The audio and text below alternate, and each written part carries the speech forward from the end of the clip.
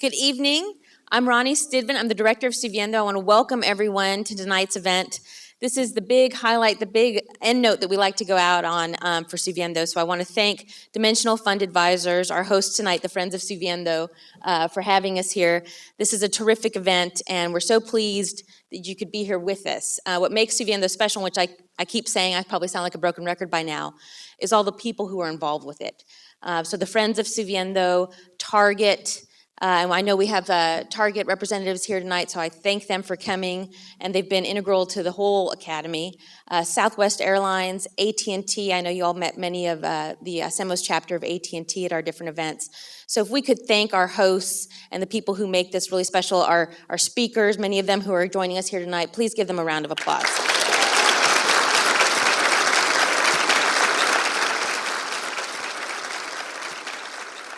I'll also ask you to give a round of applause too. I know Sada Martinez-Tucker, our Advisory Council Chair.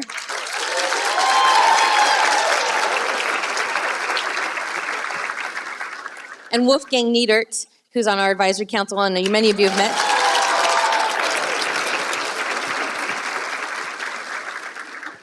We have some truly special speakers for you tonight, and I know many of you have heard their names, you've been reading their bios, so I won't read you all of their information, but I'd like to begin by introducing you to Kenny Jastro, who is really and truly the godfather of Subiendo. And I'll let him talk about why we're all here tonight. But just a little bit about Kenny.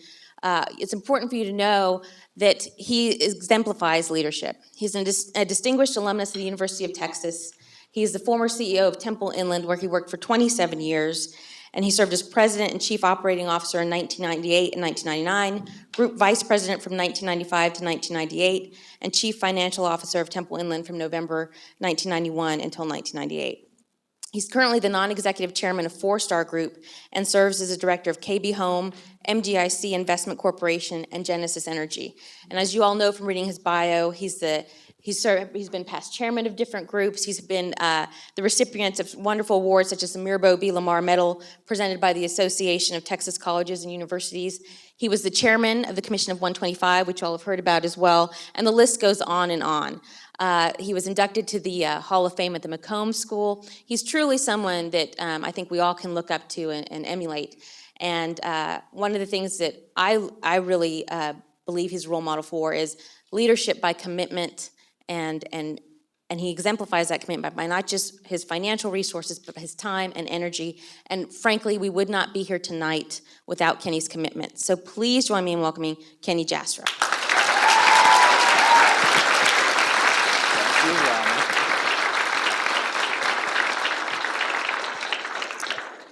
Thank you, Ronnie. And it is true that Subiendo is a concept that I actually thought about and developed, but it would not be Subiendo without Ronnie. So let's give her a terrific hand.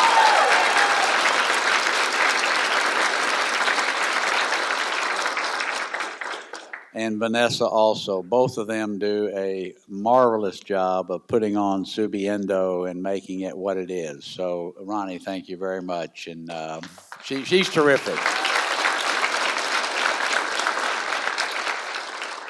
If you want to see somebody who is successful that came from a minority background, which is what Subiendo in many ways is about, you can just look at Ronnie. She is terrifically successful. So thank you for your role model here. You're great.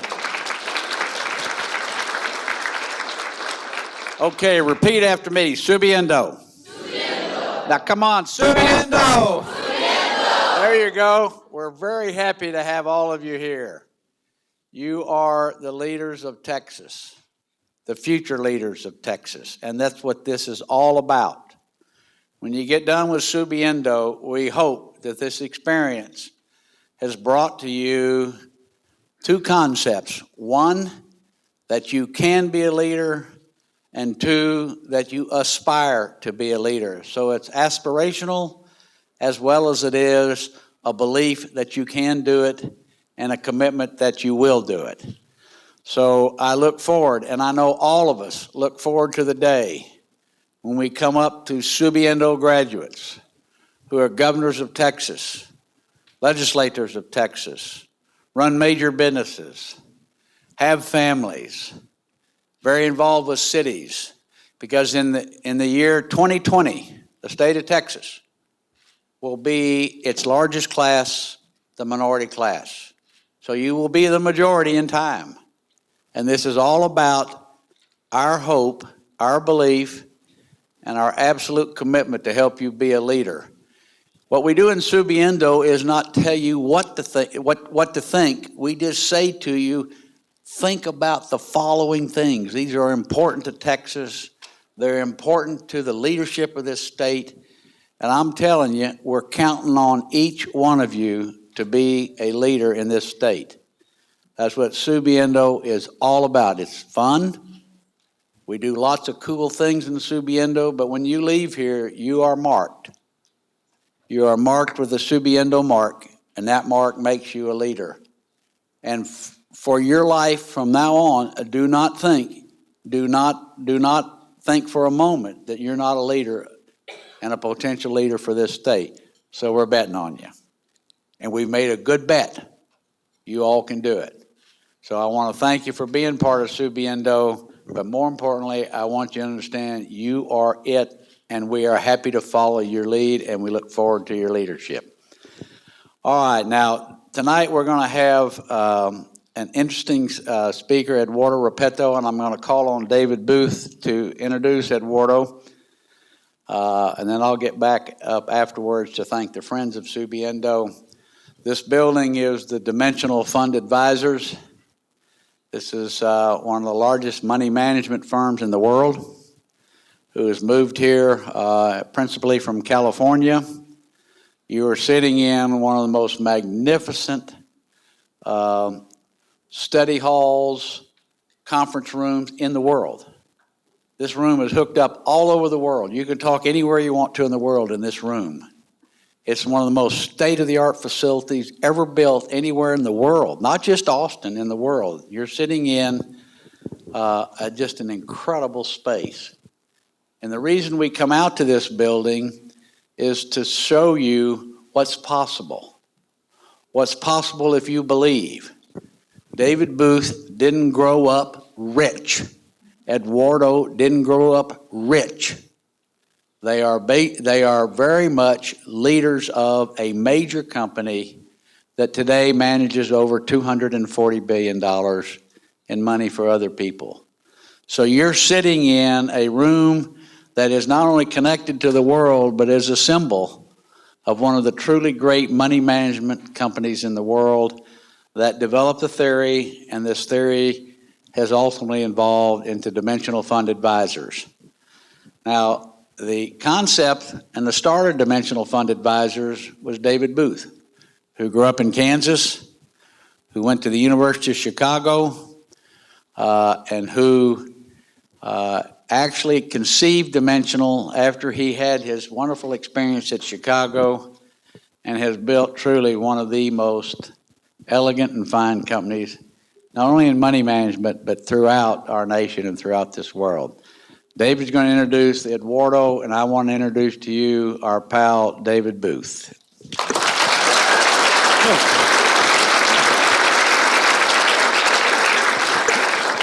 Thank you, Kenny. I just, in case you don't know, one of the things that you should aspire to is when you grow up is someday you get to speak at a conference and be introduced by Kenny. Thank you. It really is a pleasure. I won't spend too much time because I want to introduce Eduardo, but this is so exciting to me. I've been kind of a voyeur, been around watching the development of Subiendo right from the beginning. And this is really a great example in itself of leadership. It evolved from a lunch that Kenny and I had, probably all his idea, but, with Kenny, it's good to listen quite a bit. You learn, and somehow the idea of Subiendo came out. Okay, well, a lot of people have great ideas. A lot of people think great thoughts. But the older I get, the more I appreciate execution, people that actually can make things happen. If you're in a sport event like a basketball or something, you can look good out there, but it doesn't count unless you get the ball in the hole, you know, and Kenny is the kind of guy that really delivers on this. Somehow he managed to get it going the first year, and which I thought was amazing, and now this year is even more spectacular. It's really, you know, thanks a lot. And not only thanks a lot to Kenny, but thanks to the great state of Texas here, because it's still the kind of place where people can make things happen. I moved here from LA. I can't imagine trying, even if Kenny were if there were somebody like Kenny in California, it's hard to believe. But if there were somebody like that, you know, picture Kenny over here with sandals instead of cowboy boots, you know. It's just too big or something, I don't know. But here he can get it done. So, you know, we've had enough applause, but, you know, I thought I would say Kenny's my role model, except I'm older than he is. So that doesn't work. So anyway, and thanks to Susie as well up here, his Mrs. Jastro. She and my wife Suzanne have been support. It's been, the initial funding was our two couples, and it's gone from there. Okay, so let's go to the main event here, which is introducing Eduardo Repetto. And just to emphasize one point, which is, and I think the reason we have the dinner here, and we're glad to do it, is people, when I was your age, if this happened, I was never invited to anything like this, but if it did happen, I would have assumed that the person up in front had things kind of handed to them or made. But I don't imagine I grew up too differently than a lot of you here. My family struggled to get us to be able to get through college, but somehow we did it, and eventually led to the creation of Dimensional. And it takes a lot of people. It's not just Eduardo and me. It's all kinds of people and great ideas, and you have to have some random good luck and all of that. But you know, so we have two examples there. Maybe a little bit of us, but the other example of leadership is Kenny. You know, getting this thing happen at all.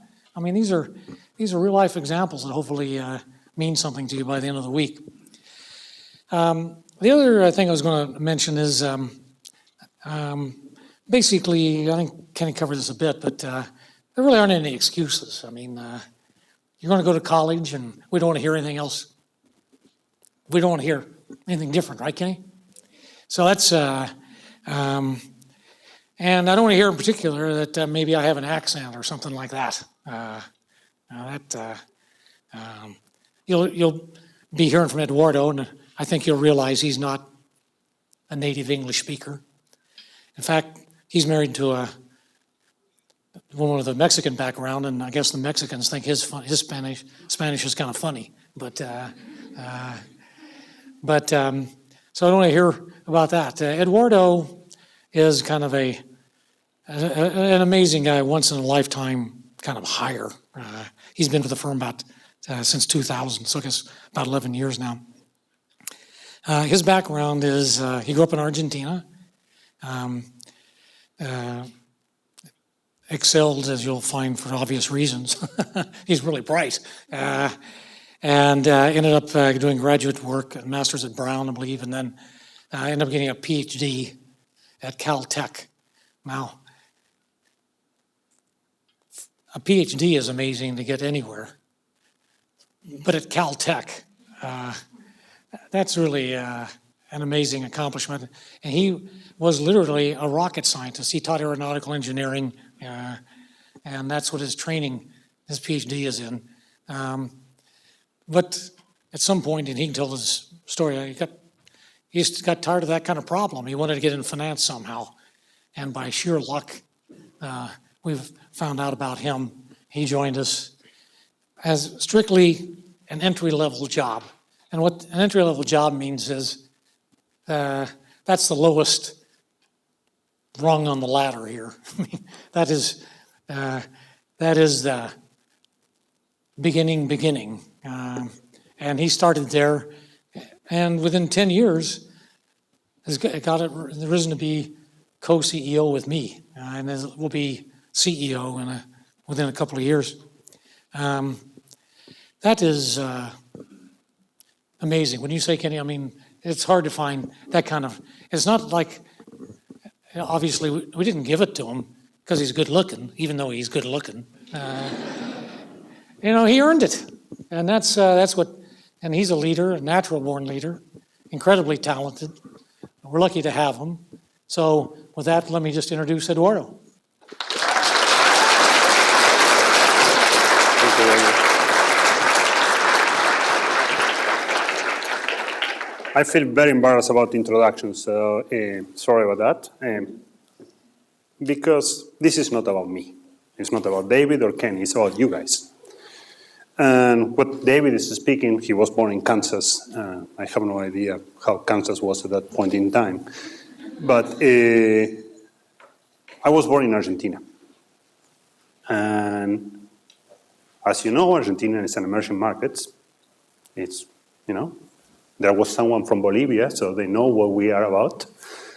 We speak Spanish, so we don't speak English. And it's a very challenging environment when you think about the opportunities that you have today by living in the United States, by living in Texas. But the message that I want to convey is that you can win.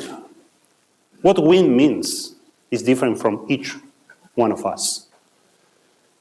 You have a goal, you will try hard to get that goal, you will have a lot of obstacles in life.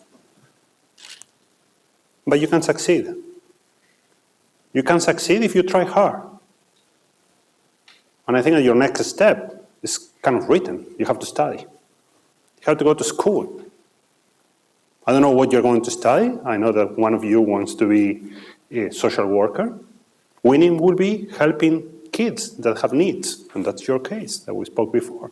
Some of you are trying to do advertising, and I'm looking for John or Sarah that we met on Sunday. John there, Sarah. And winning will be trying to convey the message that your clients ask you to convey. Each one of us have different goals. And if you ask me if my goal was to live in Texas, I didn't know where Texas was, by the way. If you ask me to live in Texas, to try to speak English, try, because I still try. Work in finance, that wasn't my goal. My goal was, at each point in time, trying to study, trying to learn more, try to do something new, something challenging. And today, I'm here.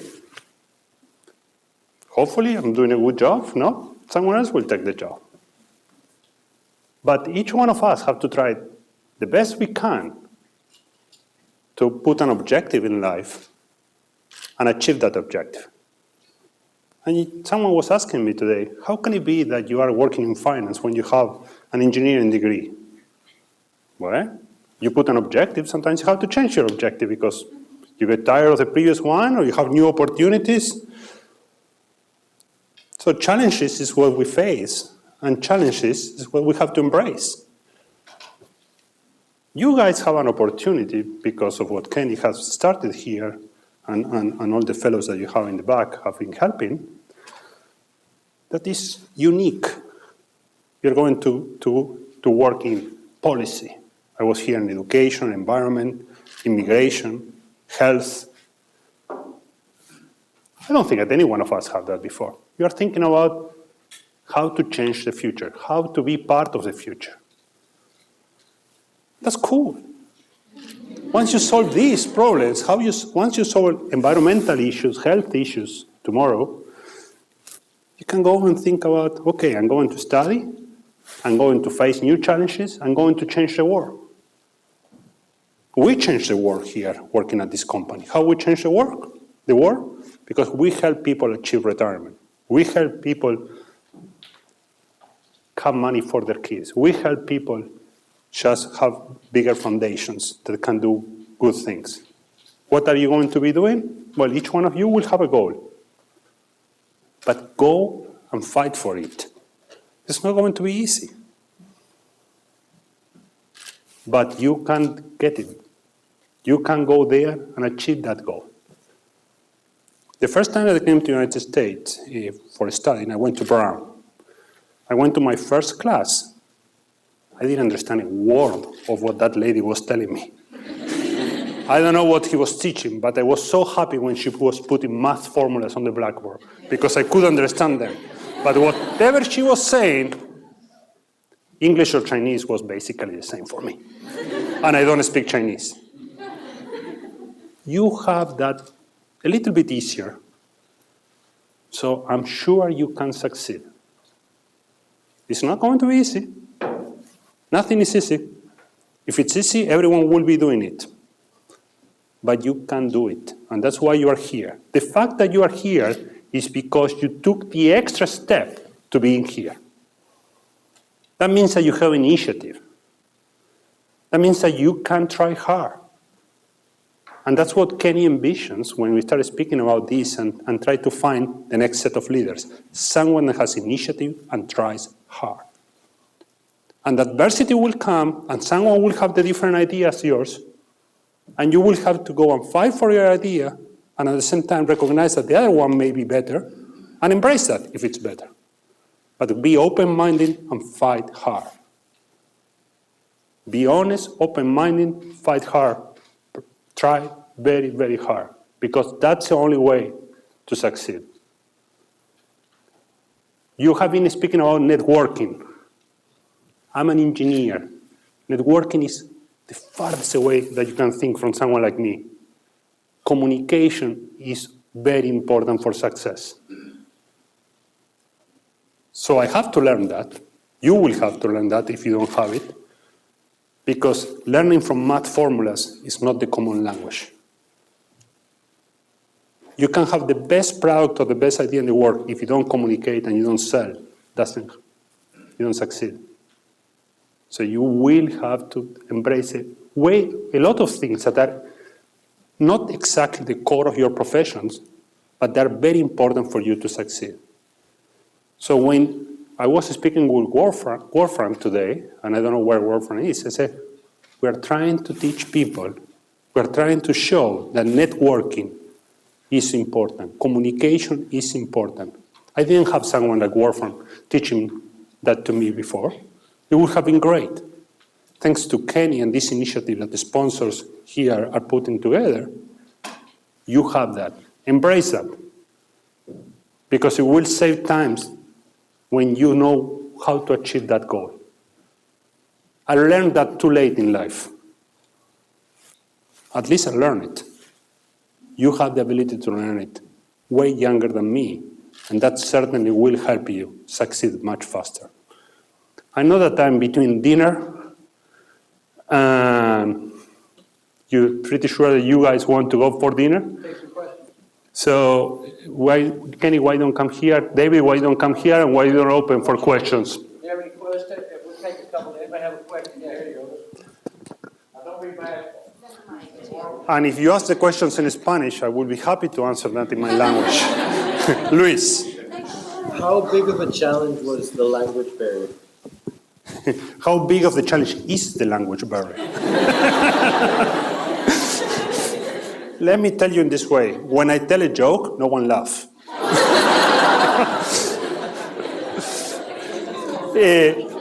And not because I'm not funny. I always think that I'm funny. You see, there is a fellow in Australia that works for us, the head of international portfolio management. And I couldn't understand a word of what he was saying. And I thought it was me, to tell you. The truth is that he was the problem, not me. I think both of us are the problem. Language is a big issue. Some of you speak more than one language. Some of you speak Spanish. Depending on the profession that you work in, that will be helpful. I have 3 kids. The 3 of them supposedly speak Spanish, some of them better than others. My second one is extremely fluent. My oldest one is not. My oldest one speaks Chinese, writes Chinese. Will he ever use Chinese? Who knows? I don't know my Spanish, and I don't know how to speak in finance in Spanish. But my father-in-law is a doctor in LA. He has a practice in Israel, that is a part that there is a big Spanish population. He uses Spanish a lot. So language is a challenge, but at the same time, sometimes it's good for you to have the ability to speak more than one language. So, I try to communicate the best I can. Hi, I'm Victor Macias. I'm from El Paso. I'm going to ask you a question in Spanish, and I'm going to repeat it in English, like for other people. In my Spanish or your Spanish? Oh, in my Spanish. In my Spanish. It's much different, but... Okay, ¿qué es lo que lo hizo a usted venir a los Estados Unidos? Viviendo en Argentina, teniendo ahí, pues, el país muy, muy bonito y todo. What made you come to the United States from Argentina, like with a beautiful country? Well, Argentina is a beautiful country with a lot of challenges. The typical joke by Mexicans about Argentina or Spaniards about Argentina, it's a beautiful country. The only problem is the Argentinians. I never planned my life, never. So I was always looking for the next challenge. I got my degree in engineering. I worked in engineering for a while. And I said, let's do something else. So I applied for a master. The moment that you want to do grad school, United States, by far margin, is the best place in the world. So got a master's from Brown and then a PhD from Caltech. And that's the story. Why I started working in finance? Because the problems that I work in engineering, I like apply things, that you have an effect. In the moment that you decide what's the outcome, you can see something happening. The problem is that I was working and, not very peaceful projects, let's say it that way, just weapons and whatnot. Hopefully you never see the outcome of those ones because some of them are, atomic explosions, something that you don't want to see ever in your life. So I wanted to work in something that have a real effect. And so I say, what can it be that? Well, I can be a doctor. Someone needs help. You help.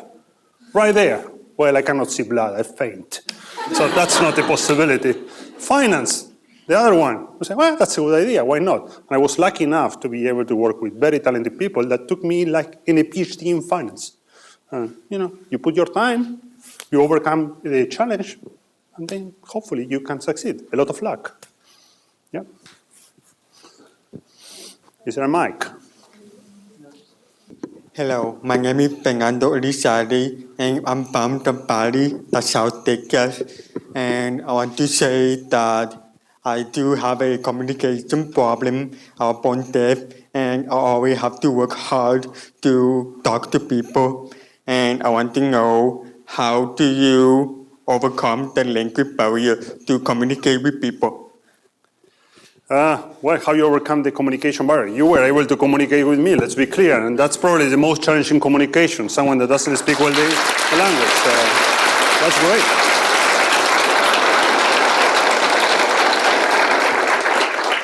The moment that you took the mic and say, let's go for it, you're embracing the challenge. Just go for it, man. Nothing is easy. That's life. Another mic. Whatever. Hi, my name is Michelle and I'm from Houston.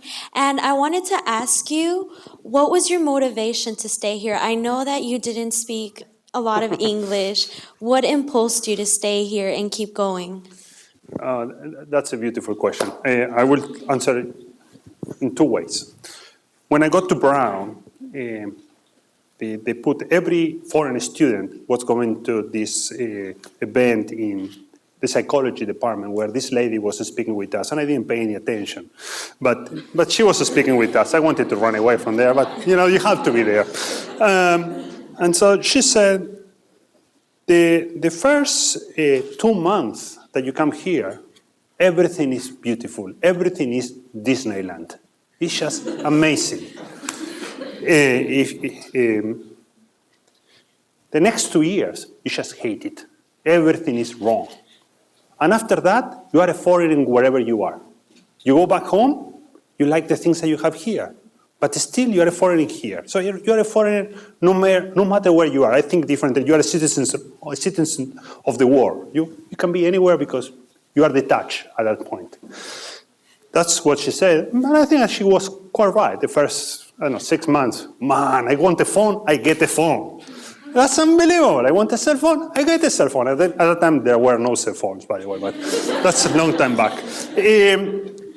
But whatever you want was everything right there for you to get it. And the challenge was, you want a challenge, you have it, and you can solve it. That's unbelievable. The next 2 years, everything, you were realizing all the challenges that you were facing. The communication challenge was the most difficult one. For example, ordering a sandwich in the United States is very, very difficult. Why? Because you have too many options. They started telling you the kind of bread. By the way, I never heard those kind of breads. And no, bread is bread. No, too many options. Then the kind of cheese. American cheese, Swiss cheese, blue cheese, pick one. They were mentioning. I didn't know what they were speaking about. For me, cheese was cheese. So I stopped ordering sandwiches because I couldn't dare to order a sandwich.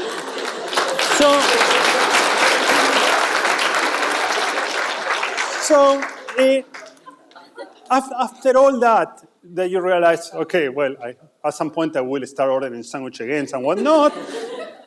You start seeing, okay, I got accustomed to, there is someone from Target. I want to go to Target at 10 p.m. I can.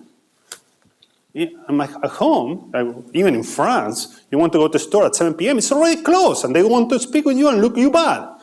So there are so many good things here that you got accustomed to. And so then you say, well, I don't want to go there. You feel a foreigner. But when I was in Pasadena, I got married. And my wife is from LA. So that already decides my future. So that's easy. And look, I cannot live in Argentina. There is absolutely no way I can live in Argentina now. I cannot understand them. So the joke about Mexicans about Argentina, the problem is Argentinians. I really believe that is true. Because I cannot understand how they cannot solve very simple financial problems. You cannot spend what you don't have. Simple. And they don't get it, so what can I do? I hope the United States gets that, because there is some issues there. Hi, I'm Danny. I'm from Edinburgh, Texas. And I just want to know, like, you moving from Argentina and everything, are you happy with your decision? Like, are you happy that you actually moved here and you actually stayed here and you, like, pursued your dream of being here? Look, I'm happy with my decisions. Once the most difficult time is when you have to make a decision. When the decision is made, everything is easy. There is studies about when you feel more concerned about your future and everything. It's the moment that you have to make a decision. You have too many options. Once you make the option, just go for it. Win there. No matter what it is, just win. Don't like it, make another option later. I'm happy with mine. I give you a story. We just hired a lady. She got a PhD in finance from Chicago Bulls, probably the best school in the United States or the world about finance. And she called me extremely concerned when I make her an offer, a good offer to come work here. Extremely concerned, she didn't know what to do. And you say, what the heck? Well, she got too many offers. And some of them from very prestigious universities, like, I cannot say. Some of them very prestigious universities. And she was completely concerned about making the decision. The most concerning part for her is telling the other people no, because she wanted to tell us yes. How can I tell them no? They will feel bad about me. Once she told everyone else no and told us yes, she's happy. So just take a decision, whatever it is, go and just follow it, and later you can change it later. Life is happy. Be happy.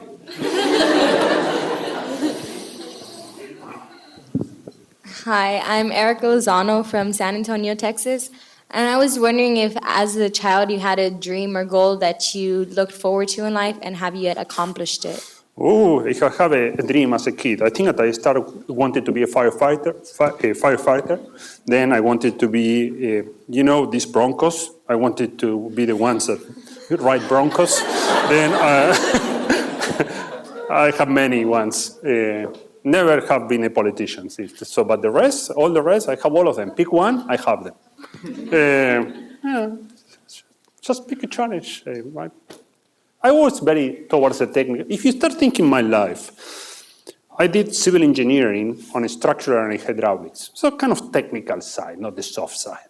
Then after that, I went to work in a master in mechanical engineering, but in something called solid mechanics, more abstract. Then I got my PhD in something, you know, in metal, like any metal? Well, that thing that you see is smooth. If you look close enough, it's not as smooth. It has a lot of atoms and weird stuff. My PhD was in that. So I was getting from a narrow field to even narrower and less relevant field. At some point I said, I want something broader, something that has an effect in life and you can feel happy about the effect that you're having on the life of others. And that's why I changed in finance. Yeah, that's my goal. No more than that. Now my goal is for you guys to make a decision and change the world, because I cannot change it. I can make this, but you need many people to change the world. One of my kids, for example, wants to change the world. He's an environmentalist, even though he's 9. And he cares a lot about life and extinction of animals. And that's what he cares about. And he's obsessed with the idea that the dodo bird, I don't know if you ever heard about the dodo bird, the dodo bird got extinct. And if you don't know, here in this part of Texas, especially in Barton Creek, there is a bird that, I'm sorry that I don't know the name, but something like the golden yellow finch, or I don't know what. That is the only place in the world that you have that bird, and he's very concerned about that bird. If he saves the bird, that's great. He changed the world. A question. Kenny, tell me when you want to have... Okay. Hi, I'm Natalie. I'm from Houston. I just wanted to ask, what was the biggest obstacle you faced being a Latino and being in a high power position? Well, high power position. I'm not the president that has the button to throw. I'm just Eduardo. I don't think about discrimination or anything. I don't care about these things. I think about, I have a job to be done. My goal is to get the job done, and I don't care about anything else but getting the job done. I have a communication problem. My job is to overcome it. I personally have management problems. So I want something done, and I want it right here, right now. Very impatient in that sense. Well, I have to learn how to be patient. I don't care about anything else. I don't pay attention to all these things. I just get things done. That's my job. Yeah? Anyone? Hola Eduardo, soy Esteban Domínguez de aquí en Austin. And I am Esteban Domínguez from Austin. Yes. I wanted to know if you could elaborate just a little more on what you actually do right now, your profession. Sometimes it's what I ask myself what I do, because it depends on the day. Some days I work doing more research about investments. Some days I work on HR issues. Today we have tons of client meetings. Now in front of you guys, it's a great pleasure. It depends on the day. Again, our job is to help the company service clients by providing good investments and good client support. My job is to be sure that we do that.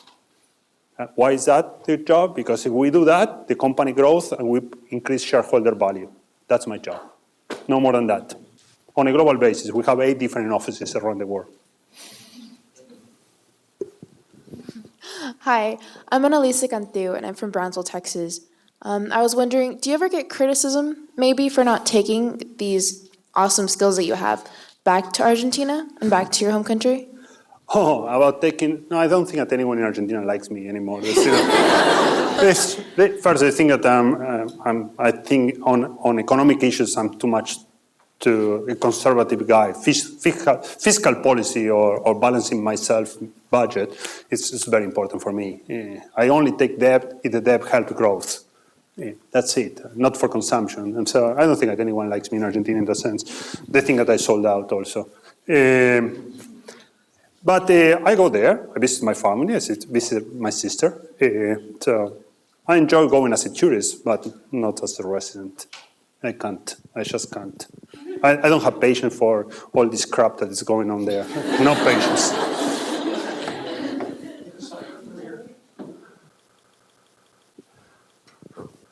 John. Yeah, I'm John Brown from El Paso. I was just wondering, what made you decide on going to Brown? That's very simple. I applied to 4 universities. And why I applied to these 4 universities? Because there were people that in the fields that I was interested in that were very famous in these 4 universities. The 4 universities were MIT, Brown, Stanford, and there was one more, and I don't remember which one. I was accepted, what was the last one? Oh, Berkeley. I was accepted in the guy from Berkeley told me, if you come, I accept you. And I say, will you give me money to go? And he said, I cannot the first year. And I said, well, you don't give me money, I don't go. Because I didn't have any money, very simple. I couldn't afford it. So Brown gave me a fellowship. So that's first in the ranks now. MIT accepted me, but the money was contingent on something, or the money was not simple. And the guy that I was interested in from Stanford pitifully had a personal health problem. So that was out of the question immediately. So Brown gave me money, fellowship. And when you don't have money and they give you the opportunity and they pay for your housing and everything, there is no much choices. And that's the 4 places that I applied because they were the best places for me. Yeah. Very simple. When you don't have decisions to make, you have no problems. Hi, my name is Joanna, and I'm from Fort Hancock. And I just wanted to know if sometimes people may laugh or note your accent and ask you about it, and how do you respond? Oh, some people look and say, what are you saying? That's very common. Once I was in the South, somewhere in the South. Don't ask me where because I don't remember. And I was with a guy from South Africa, another guy from Argentina, and a guy from Nigeria. And we were having dinner in a very small diner, yeah? We were students, so we were very poor. We didn't have money for anything. And the lady asked, so where are you guys from? We said, we're from the South. Oh, from Alabama? No, way south. So, yeah, look, I don't care. This will be the last question right here. I'm going to say it in Spanish and then I'm going to say it in English. Yo soy de Laredo, Texas, me llamo Jennifer Sosa. Y nomás quería saber si tus padres eran como muy orgullosos de ti porque viniste para América o se quedaron en Argentina. I just wanted to ask you if your parents were very proud of you since you came to America, and if they stayed in Argentina or if they moved here too. The truth is that will be a question for my parents, not for me. My mother and my father are here right now visiting. My mother was 70 yesterday, so we have dinner with her. I don't know. On one side, probably they are happy that I'm doing well. On the other side, probably they are pissed with me because the grandkids live here instead of living with them. So I don't know the answer. I don't know. I think that nothing is so simple in that sense. Yep. How about Eduardo? How about a hand for him? Isn't that something?